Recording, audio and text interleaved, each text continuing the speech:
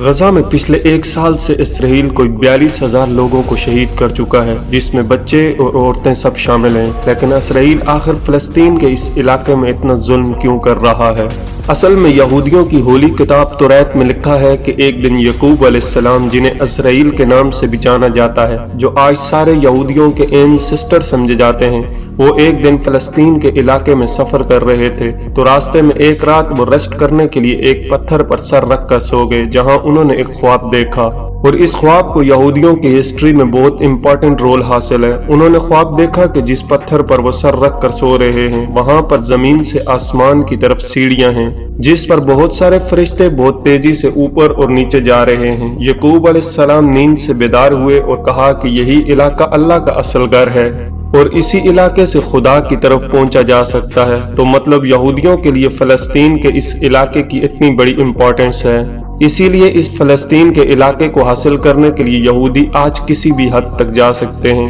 پرانے زمانے میں اس پورے علاقے کو فلسطین کہا جاتا تھا، لیکن یہاں اسرائیل کی ریاست قائم ہونے کے بعد یہ سارا علاقہ اسرائیل کے پاس ہے اور صرف اتنے علاقے میں مسلمان رہ گئے ہیں۔ فلسطین میں مسلمانوں کے علاقے بھی دو حصوں میں ڈیوائیڈڈ ہیں، ویسٹ بینک اور یہ چھوٹا سا علاقہ غزہ۔ فلسطین میں مسلمانوں کے ان دونوں علاقوں کے آپس میں کوئی بھی زمینی کنیکشن، روڈ وغیرہ نہیں ہے، اور ایک دوسرے سے بہت دور ہونے کی وجہ سے یہاں کی عوام اور گورنمنٹ ایک دوسرے سے بہت ڈیفرنٹ ہیں۔ مطلب یہ دونوں علاقوں میں ایک نہیں بلکہ دو گورنمنٹس ہیں۔ ویسٹ بینک میں PLO، جس کو کافی سیکولر گورنمنٹ سمجھا جاتا ہے، لیکن غزہ میں گورنمنٹ حماس کے پاس ہے، جسے بہت سٹرکٹ سمجھا جاتا ہے۔ فلسطین کا ایشو تو پچھلے 75 سال سے چلتا آ رہا ہے، اور پچھلے 75 سال سے ساری مسلم کنٹریز کی پوزیشن اب تک ایک ہی تھی کہ جب تک فلسطین کو ان کا حق نہیں ملے گا، اسرائیل کو ایکسپٹ نہیں کرنا۔ لیکن آج سے کچھ سال پہلے US کے نئے پریزیڈنٹ ڈونلڈ ٹرمپ کی حکومت میں امریکہ نے آہستہ آہستہ اسرائیل کو مسلم کنٹری سے ایکسپٹ کروانے کی کوشش کی،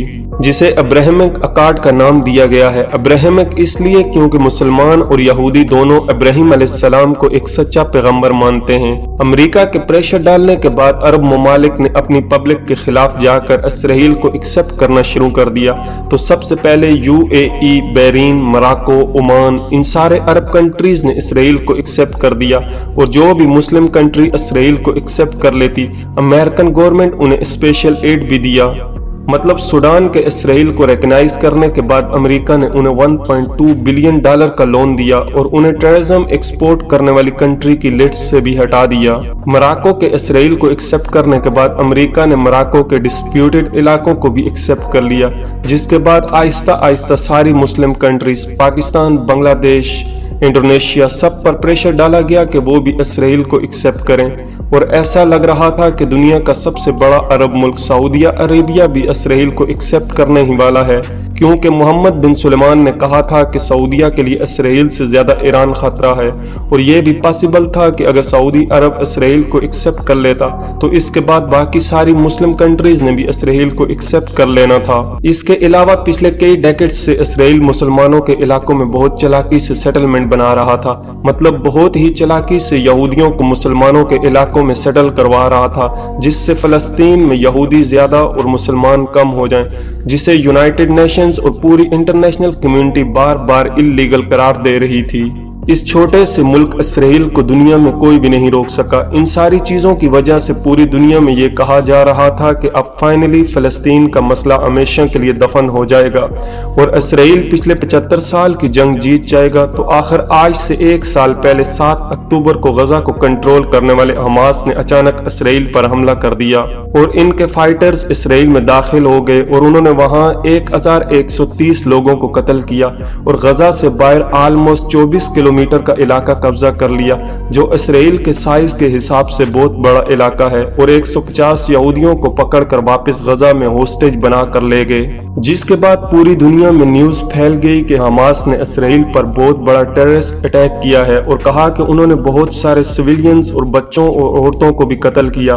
اس سب کے کچھ عرصے بعد حماس کے لیڈرز نے ایکسپٹ بھی کیا کہ ان کے فائٹرز سے اس حملے میں کچھ غلطیاں ہوئی ہیں۔ حماس کی اس اٹیک کے بعد اب پوری دنیا اسرائیل کی طرف دیکھ رہی تھی کہ اب ان کا رسپانس کیا ہوگا، جس کے بعد اسرائیل کے وزیر اعظم نتن یاہو نے ٹی وی پر آ کر اعلان کیا کہ اب اسرائیل غزہ سے ایسا بدلہ لے گا جو کہ اس سے پہلے کسی نے سوچا بھی نہیں ہوگا۔ तो सबसे पहले इसराइल ने गजा की तरफ सारी सप्लाई मतलब खाना, बिजली, पानी सब बंद कर दिया और कुछ ही दिनों में वो सारा इलाका वापस ले लिया जो हमास ने कब्जा किया था। इसके बाद इसराइल के डिफेंस मिनिस्टर ने एक इंटरव्यू में कहा कि हमारी लड़ाई इंसानों से नहीं बल्कि जानवरों से है और अपने सोल्जर्स को हुक्म दिया कि इनके साथ जो भी करना चाहो करो क्योंकि ये तो जानवर हैं। और ये सब करने के लिए इसराइल के पास अमेरिका का फुल सपोर्ट हासिल था और अरब कंट्रीज की खामोशी से भी ये लग रहा था कि वो फिलिस्तीन के साथ नहीं बल्कि इसराइल के साथ हैं। इसके साथ ही इसराइल ने गजा पर एयर स्ट्राइक्स करना शुरू कर दी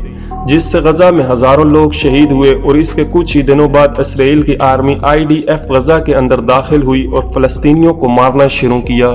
इसराइली आर्मी को फाइटर जेट्स, टैंक्स और मिलिट्री पर्सनल की वजह से दुनिया की सबसे ताकतवर आर्मी में से एक समझा जाता है और कहा जाता है कि इसराइल के पास 80 आइटम बम्स भी मौजूद हैं। इसके अलावा इसराइल की इंटेलिजेंस एजेंसी मुसाद को दुनिया की बेस्ट स्पाई एजेंसी में से एक समझा जाता है और ये दुनिया की सबसे बड़ी स्पाई एजेंसी में से एक है। सवाल ये है कि अगर इनकी इंटेलिजेंस एजेंसी मुसाद इतनी ही स्ट्रांग है तो इनको हमास के इतने बड़े हमले की प्लानिंग का पता कैसे नहीं चल सका। अब यहाँ पे कुछ लोगों का ख्याल है कि हो सकता है हमास इसराइल के साथ मिला हुआ है और ये सब एक बहुत बड़ी गेम है क्योंकि हमास का क्या ख्याल है कि अगर वो इसराइल पर इतना बड़ा हमला करे तो इसराइल का रिस्पांस इसके बाद क्या होगा।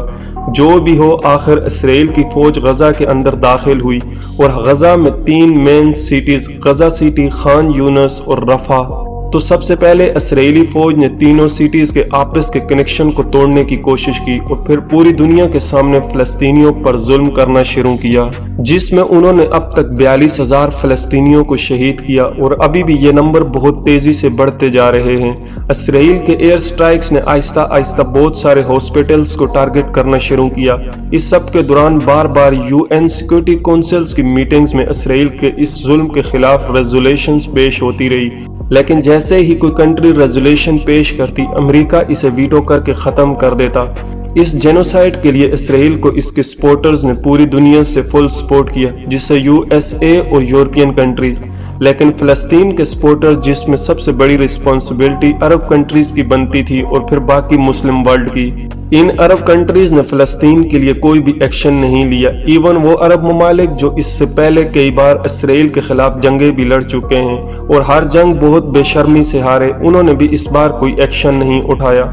मेनवाइल जब सारे मुस्लिम कंट्रीज फिलिस्तीन के इस मसले को इग्नोर कर रहे हैं, इसी टाइम दुनिया के सारे मुसलमानों ने इसराइल के खिलाफ खुद ही एक्शन लेना शुरू कर दिया और आहिस्ता आहिस्ता पूरी दुनिया में इसराइल के खिलाफ प्रोटेस्ट होना शुरू हुए। ACLED की रिपोर्ट के मुताबिक अब तक दुनिया में जितने भी प्रोटेस्ट हुए इनमें से सिर्फ 14% इसराइल के हक में हुए और दुनिया के बाकी 86% प्रोटेस्ट सिर्फ और सिर्फ फिलिस्तीन के हक में हुए। मुस्लिम दुनिया की आवाम ने सिर्फ प्रोटेस्ट ही नहीं किया बल्कि एक और भी एक्शन लिया। मुसलमानों ने इसराइल की कंपनीज और इसराइल को सपोर्ट करने वाली कंपनीज का बायकॉट करने की कोशिश की जिनमें top of the line company Coca Cola, McDonald, KFC, Pepsi, Nestle वगैरह। नाउ दुनिया में 57 मुस्लिम कंट्रीज और 2 बिलियन 200 करोड़ मुसलमान हैं। अगर इतने सारे लोग किसी कंपनी का बायकॉट करें तो होना तो ये चाहिए कि वो कंपनी बिल्कुल खत्म हो जाए। इस बायकॉट से पहले तो इन कंपनी को थोड़ा बहुत नुकसान हुआ, मतलब इनकी सेल्स मुस्लिम वर्ल्ड में काफी हद तक कम हुई और स्टॉक एक्सचेंज में भी इन कंपनीज के शेयर प्राइसेस थोड़े से नीचे जाने लगे। बट सिर्फ कुछ थोड़े जाने के बाद आहिस्ता आहिस्ता कुछ ही अरसे में हर चीज दोबारा नॉर्मलाइज होने लगी और इस बायकॉट से इन्हें इतना कोई मेजर फर्क नहीं पड़ा। अब ऐसा क्यों हुआ, इसके 2 रीजंस हो सकती हैं कि या तो दुनिया के 2 बिलियन मुसलमानों की औकात ये है कि इनके बायकॉट करने से दुनिया में किसी को कोई फर्क नहीं पड़ता और या मुसलमानों ने सही तरह से इन कंपनीज का बायकॉट किया ही नहीं। 7 अक्टूबर के अटैक के बाद इसराइल के इतने सख्त जुल्म पर सिर्फ एक मुस्लिम कंट्री ने इसे टेंशन में रखा और उसका नाम है ईरान, जिसकी वजह से इसराइल ने दिमश्क में ईरान के कोंसुलेट पर हमला कर दिया जिसका फिर ईरान ने फुल रिस्पांस दिया। लेकिन जब इसराइल आसानी से ये जंग जीत रहा था तो इसे ईरान पर हमला करने की क्या जरूरत थी। इसके पीछे भी 2 ऑप्शन हो सकते हैं। इसराइल इस वक्त बहुत स्ट्रांग होने की वजह से चाहता है कि ईरान को भी इस जंग में लेकर आए जो इस वक्त दुनिया में बिल्कुल अकेला है और इसकी गवर्नमेंट को आहिस्ता आहिस्ता कमजोर करे।